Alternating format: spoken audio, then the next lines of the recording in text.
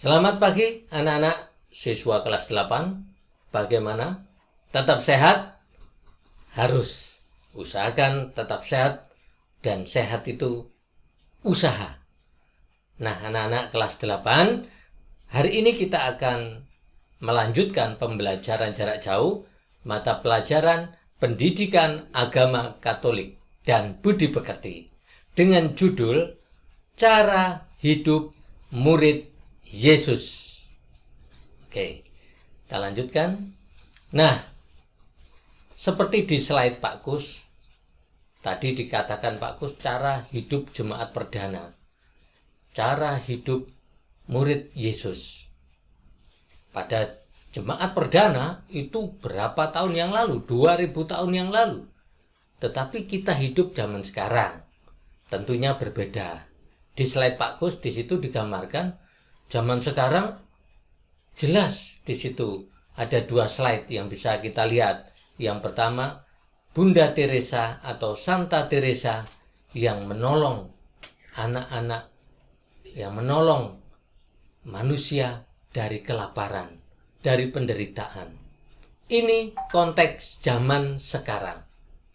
Lalu di era sekarang, era kekinian juga hidup dalam teknologi. Bagaimana teknologi juga membantu kita mewartakan kerajaan Allah. Seperti judul kita, cara hidup murid Yesus. Nah, anak-anak sekalian, mari kita awali kegiatan kita ini. Mohon pertolongan rahmat Tuhan agar hari ini apa yang kita pelajari sungguh-sungguh dapat meresap di dalam hati dan budi kita, dan pada akhirnya dapat kita praktekkan dalam hidup sehari-hari. Mari kita berdoa. Dalam nama Bapa dan Putra dan Roh Kudus, amin. Allah Bapa yang penuh kasih, kami mengucap syukur atas pagi yang cerah ini. Hati yang bergembira adalah obat. Maka bantulah kami untuk menyikapi setiap peristiwa hidup kami dengan hati yang gembira dan penuh syukur kepadamu. Tuhan, terangilah kami dengan terang Roh Kudus-Mu, agar kami dapat mempelajari dengan tekun pendidikan agama Katolik, khususnya materi cara hidup murid Yesus. Biarlah Roh Kudus-Mu selalu membimbing, menggerakkan hati kami, sehingga kami semakin mengenal Engkau. Kemuliaan kepada Allah Bapa dan Putra dan Roh Kudus, seperti pada permulaan, sekarang, selalu, dan sepanjang segala abad. Amin. Dalam nama Bapa dan Putra dan Roh Kudus. Amin. Yuk, untuk penyemangat pagi kita membuat salam sekolah kita. Salam Tarakanita. Salam Tarakanita. Satu hati, satu semangat. Tarakanita. Yes. Terima kasih. Anak-anak, kita sudah berdoa. Pak Kus mengingatkan, minggu yang lalu kita sudah mempelajari tentang panggilan sebagai murid Yesus. Siapa yang dipanggil? Tentu saja kita semua. Dipanggil untuk apa? Dipanggil untuk menghadirkan kasih Allah. Maksudnya apa? Yaitu melalui perbuatan kasih yang kita sampaikan kepada saudara-saudara kita, sesama kita sudah mewartakan kerajaan Allah. Jangan lupa, siapkan alat tulismu agar kalian dapat belajar dengan baik. Oke? KD yang kita dalami pada kesempatan ini adalah memahami panggilan dan perutusan Yesus Kristus kepada murid-muridnya pada zaman sekarang demi mewujudkan kerajaan Allah. Nah, ingat tadi Pak Kus, murid-murid Yesus zaman sekarang bukan lagi 2000 yang lalu, tahun yang lalu, tetapi sekarang hidup kekinian, dekat dengan teknologi. Nah, bagaimana kita menyikapinya? Anak-anak, adapun yang akan kita dalami ada beberapa hal yang penting, yang prinsip untuk kita dalami. Yang pertama, menjelaskan cara hidup murid Yesus yang pertama berdasarkan Kisah Rasul bab 2 ayat 41 sampai 47. Yang kedua, menjelaskan cara hidup murid Yesus yang pertama berdasarkan Kisah Rasul bab 4 ayat 32 sampai 37. Yang ketiga, menjelaskan alasan jemaat perdana disukai banyak orang. Yang keempat, membandingkan cara hidup sebagai murid-murid Yesus dengan yang bukan murid-murid Yesus. Yang kelima, menjelaskan alasan cara hidup jemaat perdana masih dilakukan zaman ini. Yang keenam, menjelaskan cara mewujudkan hidup di tengah jemaat seperti teladan jemaat perdana. Yang ketujuh, menjelaskan bagaimana cara menyikapi saudara seiman yang belum menerapkan cara hidup jemaat perdana. 8. Menjelaskan hambatan-hambatan yang muncul ketika mewujudkan cara hidup jemaat perdana zaman sekarang. Yang kesembilan, menjelaskan cara mengatasi hambatan-hambatan yang ada, sehingga cara hidup jemaat perdana tetap menjadi inspirasi bagi umat Kristiani. Nah, anak-anak, kita masuk kegiatan pembuka. Manusia sebagai makhluk sosial, pasti kalian tahu. Maka dia hidup dalam persekutuan atau paguyuban atau dalam kelompok.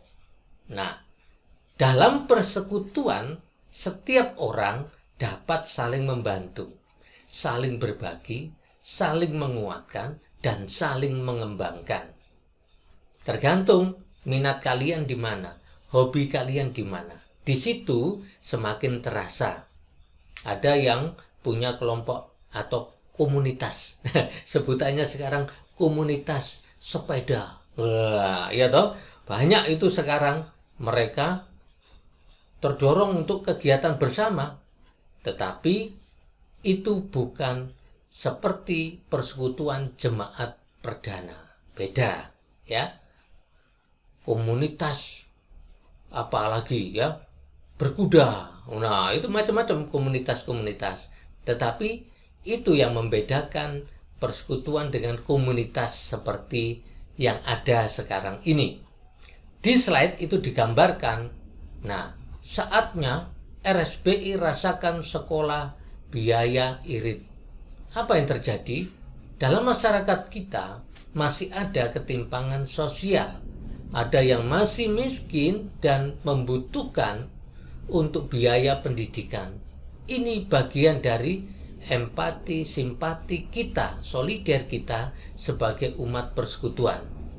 Maka di lingkungan-lingkungan, kalau kalian pernah mendengar orang tuamu yang aktif di lingkungan, dalam struktur organisasinya juga ada ya seksi yang memikirkan biaya pendidikan bagi warga lingkungan yang tidak mampu. Ya, namanya seksi sosial.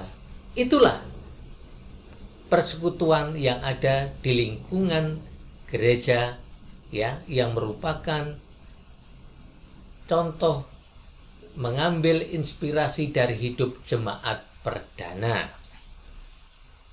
Nah, menurut KBBI, Kamus Besar Bahasa Indonesia, tadi Pak Kus menyinggung tentang manusia itu makhluk sosial. Makhluk sosial adalah manusia yang berhubungan secara timbal balik dengan manusia lain. Menurut Eli M. Setiadi, makhluk sosial adalah makhluk yang di dalam hidupnya tidak bisa melepaskan diri dari pengaruh orang lain. Nah, hidup bersama orang lain itu memang interaksi, dan interaksi itu saling mempengaruhi. Ya, maka kita tidak bisa terus dalam pengertian mandiri tidak membutuhkan orang lain. Bukan begitu pengertian mandiri. Juga tergantung, lalu kita selalu apa-apa tergantung pada orang lain. Tidak. Kita saling kebergantungan. Artinya, saya juga bisa berperan kepada orang lain juga bisa memberi perannya kepada saya. Kalau dalam pelajaran kelas 7, manusia adalah makhluk komplementer, saling melengkapi. Nah, itu maksudnya. Oke. Manusia makhluk sosial. Bagaimana kalau manusia ketemu dengan sesamanya? Ya, seperti gambar itu. Gembira. Pertanyaan Pak Kus, apakah dalam masa pandemik belajar di rumah suasana hatimu seperti ini? Ya, kalau belajar sendiri di rumah mungkin ya tidak bisa tersenyum ya. Sendirian di rumah. Tapi begitu masuk nanti, kalau pandeminya sudah selesai, masuk, wah kamu bisa seperti ini wajahmu. Gembira. Karena apa? Pada hakikatnya kita membutuhkan orang lain. Nggak bisa jaim, aku nggak butuh orang lain. Aku gak kangen sama orang lain. Tidak bisa. Inilah, kalau persekutuan, lihat wajahnya gembira. Hidup persekutuan akan bertahan dan berkembang dengan baik apabila setiap anggotanya saling menghargai, peduli satu dengan yang lainnya. Ada juga sikap rela berkorban dan saling mengasihi. Pasti di antara kalian pernah ingat ketika bersama dengan teman-teman, kamu berkorban untuk temanmu. Contohnya, membawa bekal berlebih, lalu kalian melihat temanmu yang tidak membawa bekal, lalu kamu beri, kalian beri. Dan sebaliknya, pada saat kalian membutuhkan, misalnya tidak bisa pelajaran tertentu, lalu temanmu memberikan pertolongan, mengadakan tutor sebaya, kamu dibantu, itu juga merupakan cara-cara manusia hidup sebagai makhluk sosial. Oke. Nah, kita akan dalami melalui membaca kitab suci, apa sih yang terjadi dalam jemaat perdana? Kok begitu menarik? Kok begitu mempunyai daya pikat sehingga jumlah mereka menjadi bertambah? Apakah hal-hal yang disebutkan tadi, nilai-nilai rela berkorban, saling berbagi, saling memberi, saling melengkapi, itu juga ada, nampak di dalam kehidupan jemaat perdana yang akan kita baca kisahnya pada kesempatan ini. Pak Kus akan membacakan kisah jemaat perdana. Kisah Rasul bab 2 ayat 41 sampai 47. Orang-orang yang menerima perkataannya itu memberi diri dibaptis. Dan pada hari itu jumlah mereka bertambah kira-kira 3.000 jiwa. Mereka bertekun dalam pengajaran rasul-rasul dan dalam persekutuan. Dan mereka selalu berkumpul untuk memecahkan roti dan berdoa. Maka ketakutanlah mereka semua, sedang rasul-rasul itu mengadakan banyak mukjizat dan tanda. Dan semua orang yang telah menjadi percaya tetap bersatu, dan segala kepunyaan mereka adalah kepunyaan bersama.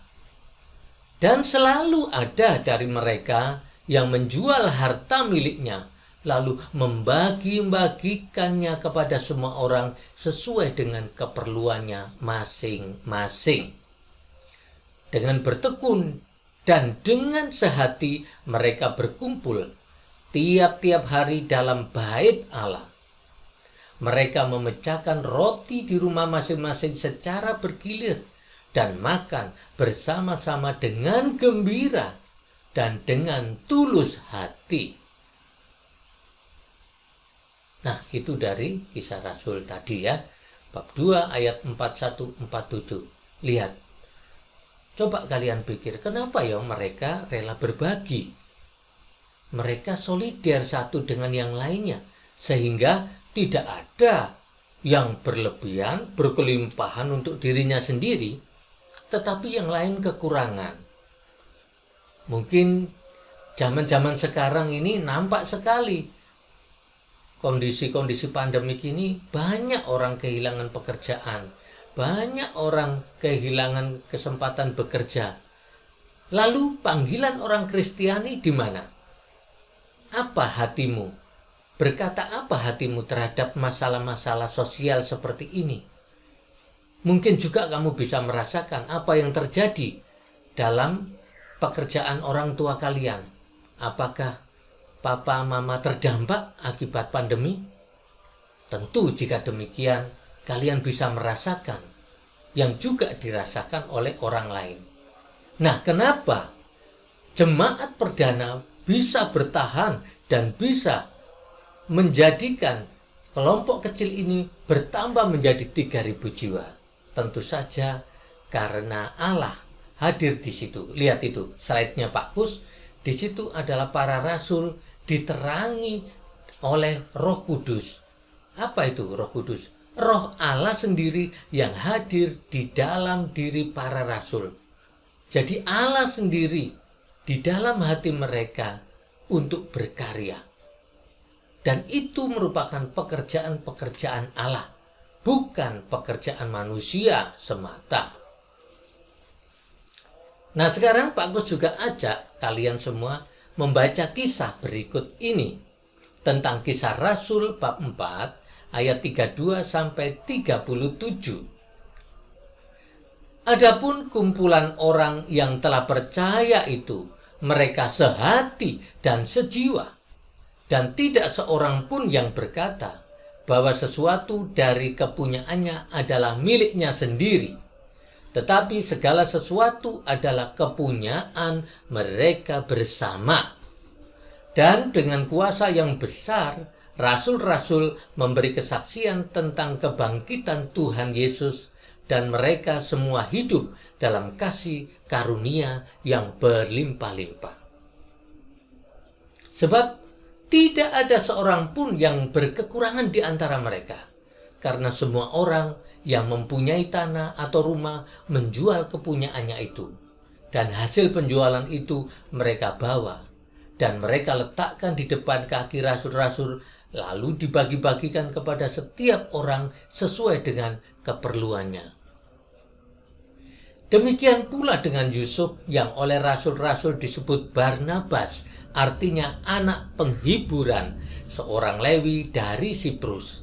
Ia menjual ladang miliknya, lalu membawa uangnya itu dan meletakkannya di depan kaki rasul-rasul. Nah, anak-anak, demikian kisahnya. Coba ya kalau kita ingat tadi kisah yang kedua tadi, bagaimana orang bisa menjual harta miliknya lalu dibagi-bagikan kepada saudara-saudaranya. Zaman sekarang memang agak sulit ditemukan. Mungkin juga apakah karena Roh Kudus tidak hadir di tengah hati orang-orang zaman sekarang. Orang dulu menjual tanah dan dibagi. Siapa yang tidak punya diberi, sehingga tidak ada yang satu orang berkelimpahan, yang lain tidak bisa makan. Nah, anak-anak, apakah zaman sekarang dalam konteks kalian masa remaja ini juga bisa berbuat seperti jemaat perdana? Itu maksudnya Pak Gus. Sering dijadikan contoh oleh Pak Gus. Mungkin kalian bangga ya. Maaf kalau sering rapotan itu muncul, Pak, rankingnya nggak dibagi. Pertanyaan Pak Gus, untuk apa sih ranking? Untuk penyemangat. Selain penyemangat, apakah ada kesombongan di dalam diri kita? Ataukah kita dengan tahu ranking kita 10 besar, lalu apa selanjutnya? Apakah kita mau berbagi dengan teman-teman kita yang tidak mampu? Ataukah hanya nih ranking 1, nih ranking 2, nih gua hebat? Kalau cuma begitu, mungkin dipertanyakan. Itu bukan ciri murid-murid Yesus. Bukan cara hidup murid-murid Yesus. Kalau murid Yesus, pasti kalian ingat 2 teks bacaan kitab suci tadi. Kalau lupa, ulangi lagi. Nah, Pak Gus mau menegaskan ini. 5 hal mencerminkan cara hidup perdana. Yang pertama, tadi ya gambar Roh Kudus itu ada itu ya di slide itu. Roh Kuduslah yang menggerakkan hati para rasul untuk hidup dalam persekutuan sebagai murid-murid Kristus. A. Hidup dalam suasana persaudaraan sehati dan sejiwa. B. Segala sesuatu adalah kepunyaan bersama. C. Hidup dalam kasih berkelimpahan sehingga tidak ada yang kekurangan. Nah, saya jelaskan lagi. Yang pertama tadi, bahwa tidak ada yang kekurangan. Kenapa orang rela berbagi? Karena Roh Kudus. Orang-orang orang Kristiani kalau dijiwai oleh Roh Kudus, dia mudah mengampuni. Dia mudah memberi. Bentuk kasih yang nyata. Memberi. Sehingga dia tidak pernah berpikir untuk kejayaan sendiri. Popularitas sendiri. Kebanggaan sendiri. Seperti tadi. Pak Gus memberi contoh soal ranking. Ranking untuk apa? Untuk kebanggaan diri. Kesombongan. Tentu itu bukan yang dikehendaki Allah. Ya, setelah kamu tahu ranking, kadang-kadang tidak jarang orang yang rankingnya bawah menjadi bahan olokan, bahan ejekan. Ini yang hati Pak Gus tidak setuju. Tetapi sebenarnya kalian tidak juga berbuat sesuatu untuk teman kita, saudara kita yang rendah atau yang kurang, kita anggap kurang. Oke? Yang kedua, dalam hidup persekutuan para rasul meletakkan dasar kesamaan kesederajatan di antara mereka, sehingga dalam hidup bersama mereka tidak ada yang merasa lebih tinggi dan merendahkan yang lain, membedakan yang kaya dan yang miskin. Mereka saling peduli sehingga mereka tidak hidup sehingga mereka hidup sangat erat. Nah, anak-anak tidak jarang di kelas kalau pembelajaran sehari tatap muka, itu kalau pembuatan kelompok itu kadang Pak Gus masih melihat ya tidak semua, moga-moga ada. Kalau membentuk kelompok dibuat secara acak, kalian memilih sendiri, pasti yang pinter milih yang pinter. Akhirnya yang kurang-kurang mampu itu ngelompok, membentuk persekutuan sendiri, orang-orang yang kurang pinter. Sehingga ya jelas kalau dalam penilaian kalah mereka. Ya. Ini menurut kekayaan kadang-kadang juga terlihat, ini kelompok yang kaya-kaya, ini yang kelompok miskin-miskin. Nah, di sekolah kita harus diasah terus supaya semangat solidaritas, membangun persaudaraan berdasarkan kesederajatan, bukan ukuran-ukuran itu.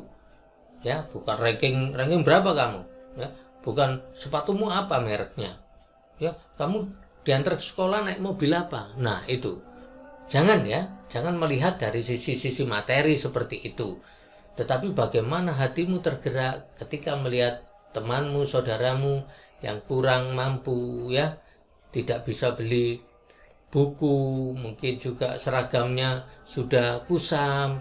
Pasti kalian akan terpikirkan itu. Oke. Nah, yang ketiga, adanya kepemimpinan yang mampu melayani dan mampu memberi kesaksian tentang kebangkitan Kristus di tengah-tengah mereka. Nah, artinya apa? Jadi, siapapun yang diberi kelebihan, terutama kelebihan memimpin, itu untuk melayani. Maka Pak Gus selalu memohon kepada kalian yang memiliki kemampuan intelektual lebih dari teman-temannya, jadilah kalian tutor untuk teman-teman kalian, membantu teman-teman kalian, sehingga yang biasanya remedi berkat pertolonganmu tidak remedi. Tetapi juga bagi yang tidak mampu, terus jangan beralasan atau minder ya, padahal teman-temannya sudah mengulurkan tangan mau membantu, tapi kamu ogah-ogahan, malas-malesan. Itu juga tidak baik. Ya. Jadi sudah dibantu oleh temannya, sudah dibimbing, tapi kamu malas-malasan. Bahkan mencari-cari alasan lain, sehingga kalian tidak mau belajar dengan temanmu. Nah, ini juga tidak baik sikap demikian. Ya, tidak mengembangkan talenta yang diberikan Tuhan. Oke. Ya, semangat untuk melayani, itu harapannya. 4. Mereka bertekun dalam pengajaran para rasul. Apa maksudnya? Ya, kalau Pak Gus selalu menjelaskan, ayo rajin baca kitab suci. Ayo sering mendengarkan Katolika atau e-Katolik tentang renungan-renungan yang disampaikan. Di situ banyak. Atau di YouTube yang bersifat renungan atau pelajaran kaitannya dengan agama. Banyak di situ. Tinggal kita mau belajar enggak. Selain kalau BKSN ya, kadang di sekolah kita kan ada lomba-lomba ya, ringan tetapi menyenangkan. Lomba BKSN, lomba menjadi mazmur, pemazmur, lomba menjadi lektor. Itu bagus itu. Kemarin kita sudah melaksanakan itu, walaupun daring ya. Oke, yang kelima. Mereka secara bergiliran mengadakan perjamuan kudus, Ekaristi, memuji Allah dengan tulus hati dan hidup penuh sukacita. Nah, Pak Gus ingatkan, perjamuan Ekaristi yang kita ikuti, terutama saat Jumat pertama, yang kita lakukan bersama-sama sebagai komunitas SMP Santo Carolus, kalian sudah mencicipi ibadat surga. Ya, jadi ibadat di surga itu ya seperti Ekaristi ini. Jadi besok kalau kita hidup di surga sudah tidak kaget. Kalian sudah pernah. Dan itulah yang diikuti oleh kita semua, itu ternyata bermanfaat untuk kehidupan selanjutnya. Maka siapa yang belum mengikuti perayaan Ekaristi, ayo jangan diam di rumah. Jangan jadikan alasan tidak bisa ke gereja. Sekarang tetap bisa, online bisa. Ya, semua IT dipakai. Maka Pak Gus tadi, bagaimana cara melaksanakan panggilan sebagai murid Kristus zaman sekarang ya dengan IT. Kalau dilarang tidak bisa ke gereja karena pandemik ini, ya kita menggunakan YouTube live streaming untuk bisa mengikuti perayaan Ekaristi. Apakah nilainya sama? Sama. Sudahlah. Ya, komuninya kan tidak bisa, Pak. Komuni batin sama. Tidak ada alasan lagi untuk tidak mengikuti perayaan Ekaristi. Ayo, siapa yang belum Ekaristi minggu yang lalu? Segera. Ada sekarang perayaan Ekaristi harian. Juga bisa ikut kok kalian. Ya, jangan banyak alasan. Lanjut. Nah, alasan-alasan jemaat perdana disukai banyak orang. Nah, ini ya dari 12 lalu bertambah, ternyata bertambahnya 3.000 loh. 1.000 aja banyak, apalagi 3.000 orang. Bayangkan, kalau di rumahmu doa 50 orang aja sudah penuh. Ya kalau 1.000, 2.000, 3.000, wow itu bisa sampai gang sebelah itu, gang tetangga itu. ya 3.000 orang loh ya. Yang kecil, yang besar, tua, muda, laki-laki, perempuan. Banyak kan? Kalau zaman Yesus masih banyak tanah lapang. Nah, kalau sekarang di rumahnya Pak Kus, doa 50 orang sudah penuh. 100 apalagi. Nah, ini 3.000. Aduh. Sampai RT sebelah itu ya. Nah, anak-anak, alasan internal jemaat perdana. Ini untuk jemaat perdana. Karena apa? Karena para rasul memiliki semangat persaudaraan dan semangat yang berkelimpahan tadi. Mau berbagi, tidak mikir diri sendiri, atau dalam bahasa lain egois. Inilah weanku, inilah punyaku. Punyaku ya untuk aku, bukan untuk kamu. Ini bukan semangat para rasul. Semangat para rasul adalah berbagi, saling mendoakan, saling menguatkan, saling melengkapi. Ini di dalam persekutuan para rasul sendiri. Nah, ketika para rasul keluar, nah ini para rasul juga diberi bekal oleh Tuhan Yesus, ya, mampu melakukan membuat tanda dan mujizat. Nah, mujizat yang sering dibuat apa? Menyembuhkan orang yang sakit. Itu mengusir setan yang kerasukan setan orang-orang. Nah, zaman dulu juga sudah banyak orang yang kerasukan setan. Ya mungkin stres atau apa ya. Apalagi zaman sekarang. Lupa, saya nggak bisa Pak menyembuhkan orang yang kerasukan setan. Iya, nggak apa-apa, kamu berdoa saja. Ya, memangnya ada caranya. Kalau gereja Katolik ada romo-romo yang diberi tugas untuk ya mengusir setan itu. Jadi tidak setiap orang, memang kita murid Yesus, tetapi kita harus tetap tahu batas. Oh ya, kemampuanku tidak di sini. Aku bisa melayani dalam hal lain. Tetapi juga ada orang-orang zaman sekarang yang diberi kuasa oleh Yesus juga untuk mengurusi hal-hal demikian. Ya, sehingga apa? Melalui perbuatan-perbuatan para rasul tadi yang dilihat orang banyak, ini yang menarik mereka. Sehingga, oh iya ya, para rasul hidupnya baik. Aku tak ikutlah kelompoknya itu. Kelompoknya para rasul itu kok hidupnya bahagia, saling menolong, ya, tidak merendahkan orang lain, seperti yang diajarkan Yesus. Sama dengan kalian, komunitas SMP Carolus, silakan menyampaikan berita yang baik tentang sekolah kita, ya, tentang apa yang kalian lakukan, yang baik-baik dalam keluarga. Itu bisa diberi kesaksian tentang hidupmu, sehingga orang lain juga tertarik sama keluargamu, hidupmu, komunitas kita SMP Santo Carolus. Oh, enak loh ya, sekolah di SMP Santo Carolus ada rekoleksinya, ya, ada pembinaan iman yang lainnya, ada misa Jumat pertama. Walaupun semuanya itu dilakukan dengan daring, YouTube, live streaming, ya, tetap bisa kita gunakan cara-cara kekinian. Oke. Nah, Pak Kus akan mengajak kalian membandingkan cara hidup sebagai murid Yesus dengan yang bukan.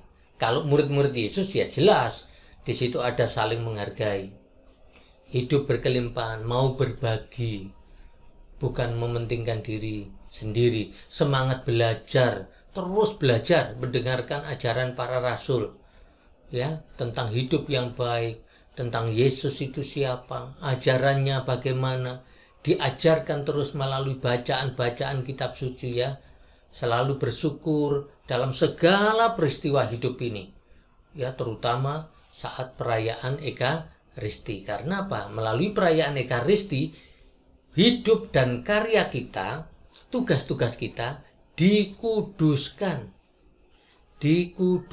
disucikan. Jadi tidak asal bekerja kita hanya dapat upah, tidak. Melalui perayaan Ekaristi, pekerjaan kita tadi yang tidak sempurna disempurnakan. Hasil perolehan atau pendapatan kita dilengkapi, dicukupkan. Sehingga anak-anak, rezeki itu terus mengalir dalam hidup kita. Jadi kita kalau mengikuti Tuhan dengan penuh iman, tidak akan kita kekurangan, tidak akan kita sampai kesulitan di dalam hidup ini, karena hidup kita berkelimpahan, penuh sukacita. Ini ingat ya. Nah, membandingkan dengan cara hidup yang bukan murid Yesus, apa? Ya, mereka tidak saling menghargai, mereka tidak punya semangat untuk belajar, apalagi mengikuti Ekaristi, ya. Jadi kalau kalian tidak memiliki semangat-semangat ini, pertanyaan Pak Kus, apakah kamu layak atau kalian layak sebagai murid-murid Yesus?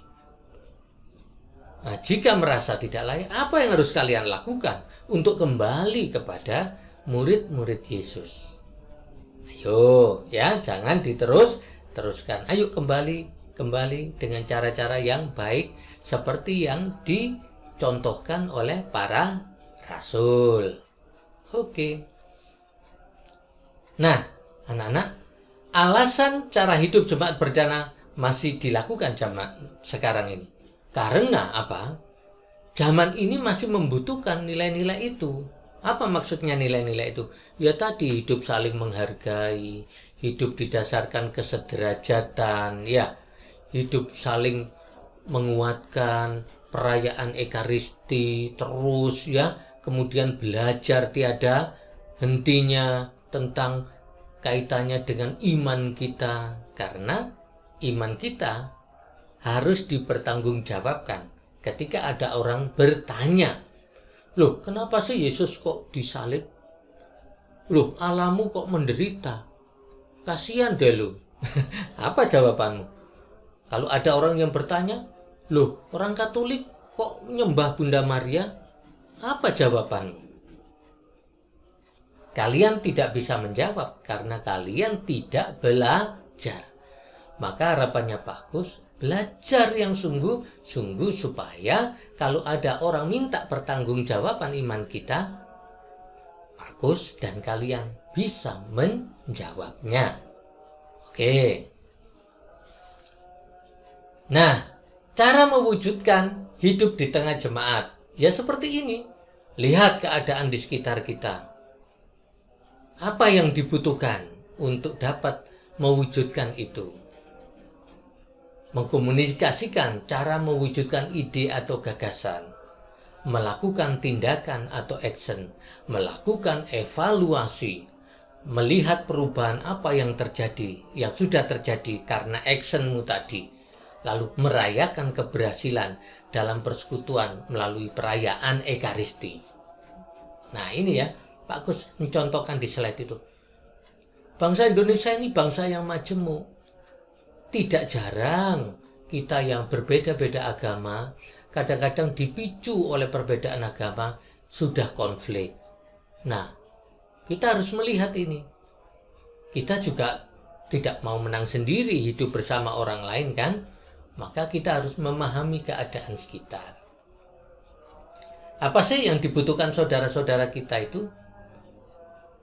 Nah, kalau berdoa di rumah, ada yang terganggu? Di lingkungan ada yang terganggu? Nah, mungkin kita lebih bersosialisasi, mengenalkan ajaran agama kita. Kita tidak mau kok merebut ya orang lain untuk masuk ke tempat kita, Katolik atau enggak, orang Katolik, Kristiani enggak seperti itu. Karena apa? Yang diyakini oleh orang Kristiani untuk menjadi orang Kristen itu Allah yang menggerakkan hati, bukan manusia. Ya, ingat itu. Bukan ajakan manusia, bukan. Allah sendiri yang menggerakkan hati mereka. Ya, itu. Lalu cara-cara yang diajarkan Pak Kus A sampai G ini betul-betul dilaksanakan. Kalau kita sudah tahu keadaan sekitar kita, lalu kita tahu kebutuhan-kebutuhan, lalu dengan cara apa kita mau membantu, lalu mengkomunikasikan mungkin dengan teman-teman yang lain, tukar gagasan, lalu action, lalu evaluasi, lihat perubahan, dan rayakan dengan perayaan ekaristi. Pasti hasilnya akan baik. Ternyata usahamu tidak sia-sia dan semakin banyak orang menyukaimu, kelompokmu, seperti para rasul. Jumlah mereka menjadi bertambah 3.000 jiwa. Nah, asik kan? Ya, ini yuk. Nah, cara menyikapi saudara seiman yang belum menerapkan cara hidup jemaat perdana. Kadang-kadang di dalam persekutuan kita, kelompok kita, itu ada orang-orang yang belum menjalankan. Ingat itu, di slide itu, Pak Kus mengajarkan. Jangan menghakimi. Tuh, menyalah-nyalakan itu, lihat itu. Oh, kalau satu lingkungan menyalahkan orang itu, ya kasihan ya. Kamu sih korupsi, kamu sih gak tahu datang, kamu sih sok sibuk, lalu menunjuk-nunjuk terus. Lihat orang itu, takut melihatnya, sehingga justru tidak mau hadir di lingkungan. Ya, sehingga tidak mau aktif lagi dengan kelompokmu. Justru menjauh. Nah, ini caranya. Memberi teladan. Teladannya apa? Tutur katamu harus baik, perbuatanmu mencerminkan kebaikan yang kamu harapkan kepada orang itu. Harus kamu tunjukkan dulu. Jangan ada ungkapan apa? NATO, orang itu NATO. Apa? Not action, talk only. Artinya apa? Ngomong doang. Pinter ngomong. Tapi tidak bisa menjalankan. Nah, itu ya. Yang kedua, B. Memahami keadaan saudara seiman tanpa menghakimi tadi. Jangan-jangan dia tidak bisa hadir karena membantu orang tuanya mencari uang. Ya, pulang sekolah langsung kerja. Kenapa tidak hadir dalam tugas kelompok? Lah kita tidak boleh gitu ulang menyalah-nyalakan. Kita lihat apa sih masalahnya. Lalu justru kamu tergerak hatimu untuk membantu saudara kita itu. Ya, mengajak, menyapa, memberi peran, memotivasi, selalu menjalin relasi yang saling mengembangkan, sehingga kelompok kecil yang ada di dalam dirimu itu, entah tugas bersama, menjadi kelompok yang saling mengasihi, ya, tidak penuh ancaman-ancaman begitu. Kalau terjadi demikian, kelompokmu tidak nyaman. Tapi bagaimana kamu selalu menggerakkan hati, ya, supaya dia aktif lagi. Ya, itu sulit, Pak. Kadang emosi dulu, iya memang. Tapi kalau mengikuti Yesus, ya memang harus mau bersulit-sulit itu. Tapi kalau cari gampangnya, ya enak itu. Ajakan setan, wis lepasan aja, itu pikiran setan itu. Tapi kalau pikiran Allah, ya bagaimana domba yang hilang satu ini ditemukan? Ingat ya, Yesus menggendong satu domba. Nah, itu satu orang ini yang diselamatkan. Memang tidak mudah untuk mengikuti Yesus, tapi itulah jalan keselamatan. Yang muda-muda itu gampang, nyontek itu gampang, ngajak bolos bareng-bareng gampang. Ya tapi habis itu temannya setan itu. Ya, kalau seperti itu, kamu bukan mengikuti Yesus kalau begitu. Oke, lanjut. Nah, bagaimana cara mengatasi hambatan? Hambatan itu bisa dalam diri, ya. Nah, ini egois itu harus dikikis pelan-pelan, harus dilatih. Caranya gimana mengikis egois? Ya, lebih memandang orang lain lebih diutamakan, bukan memandang diri sendiri harus diutamakan. Nah, kalau dalam meja makan bersama, jangan kamu mikir menang-menangan sendiri. Ya, siapa yang ambil dulu, ya itu yang paling kesempatan mengambil banyak. Tidak, ingat saudaramu. Jangan-jangan bapak ibu belum makan. ya, itu kasihan itu nanti. Ya, adikmu belum makan, kakakmu belum makan. Nah, kalau ada mbahmu, kakungmu, engkongmu ikut di situ, wala gak kebagian. Kasihan mereka, ya. Yang kedua, sikap pemahaman yang benar tentang kesederajatan, ya. Kesederajatan itu tidak didasarkan dari materi, kedudukan, jabatan. Kesederajatan itu didasarkan pada harkat martabat dia sebagai manusia. Manusia adalah memiliki kesederajatan yang sama. Wah, dia pembantu, Pak, mempunyai derajat yang sama dengan kalian. Wah, dia pemulung, Pak, sama derajatnya dengan kalian. Dia dokter loh, Pak, profesor loh, Pak, pangkatnya tinggi loh, Pak, jenderal loh, sama derajatnya di mata Allah. Walaupun kedudukannya berbeda. Memang kalau manusia menghargai dari apa yang dilihat, wah, naik mobilnya apa, ya, wah, pangkatnya apa, wah, ya itu sisi manusia. Tapi kalau Allah enggak, anak-anak enggak melihat itu, ya. Oke, yang ketiga, sikap peduli dan menanggapi masalah di sekitar. Itu ya, cara mengatasi hambatan ya harus peduli.